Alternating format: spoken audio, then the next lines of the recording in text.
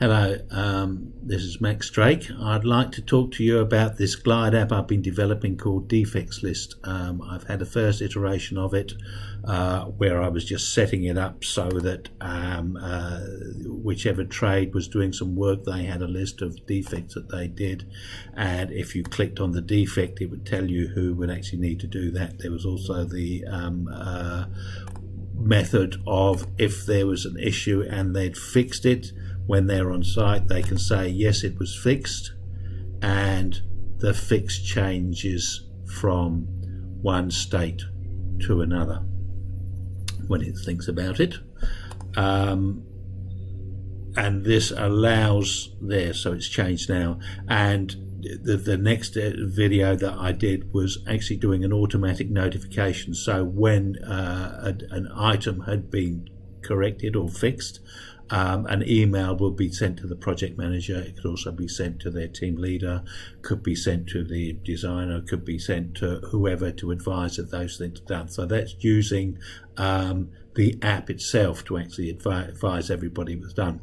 The next point of fact that we actually have is it's been fixed. So what do we do with it now? We don't still want it on these defects lists, so we have these defects and this one's been fixed. So we've suddenly got a whole lot of ones, but which ones do we need to focus on, because some we've already done. So the project manager has a list of defects on his issues list, and it links across to the trades who needs to do these ones. What we wanted to do next is create another list. So we want to take them off the issues list and say, no, they've been fixed, and move them to another list that maybe the designers can go through and inspect those items and say yes, they've been done or not. So you could manually go through copying and pasting all of these, or another way that you could do them, and this is a method which I've been exploring, is to look at the process of automating. At the moment this is not particularly automated, but if I just take that cell, or maybe take these two cells, I'm just going to go shift and select those two cells and then go control shift right arrow right to the end of those, and come into the scripts and go fixed issues. And if I press those, you see those two lines have now disappeared off this sheet, and then they've gone onto this fixed issues sheet. So now I could build an app on this one that would be for the designers or for the project manager to have somebody in his team go and inspect those things to say whether they had been fixed correctly and they're aesthetically pleasing or whatever.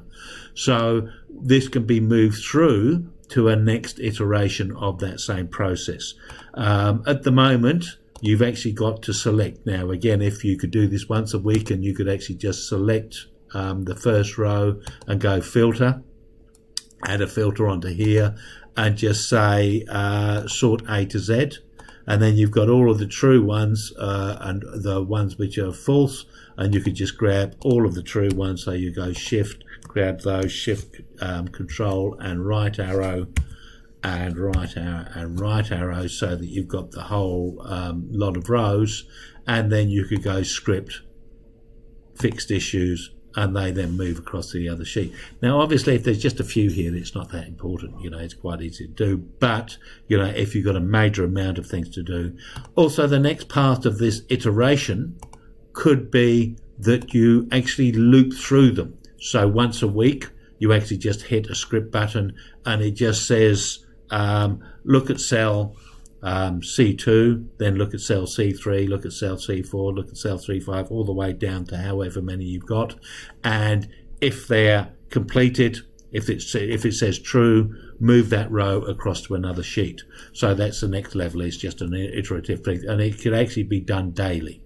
So the project manager comes in, he just comes into this thing, he runs a script that says that, and off it goes.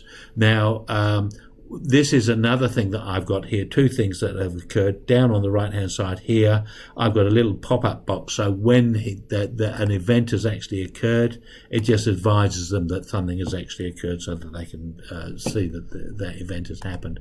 The other one as well is before, when I was actually doing running scripts, I was coming in here and having to run it each time and then go back into the sheet itself. So I actually had to have a line selected, and then I would actually have to come into here, run the script, and then go back, and then that would have moved. And I thought, no, that's not a very effective way. Now, I went to this gentleman's site, and there's links to these in how to move rows of data between the Google Sheets. Very, very good item, and he talks through it very nicely, apart from a little sneaky bit in here. This one says only move 3 rows. So suddenly I was moving 18. Sorry, this is moving 3 columns. I was moving 18 columns. So whereas it says 3 here, mine meant 18, but it kept on breaking because it has the 3 down here. So just be aware that that needs to change. Then he actually did this one here, which is custom menus in Google Documents. So this is the one that I have here, whereas I've got the scripts coming through here. The one issue with this, if you come into the scripts, you can't run the scripts here because it's based on this script or this part starting when you start the spreadsheet. So if you actually make a change to your code, you've actually got to shut down the spreadsheet and restart it again, and then it will load those scripts at that point in time. I've got a couple of weed test ones here, which just says hello and does a couple of weed testy ones. So anyway, the code for how this far this has gone, it's a little bit scrappy, is here, and I'll put it at the bottom of the video in the description. I hope that's been of interest to you. If you have found it interesting, I would appreciate it if you could hit the like button. Thank you very much for watching.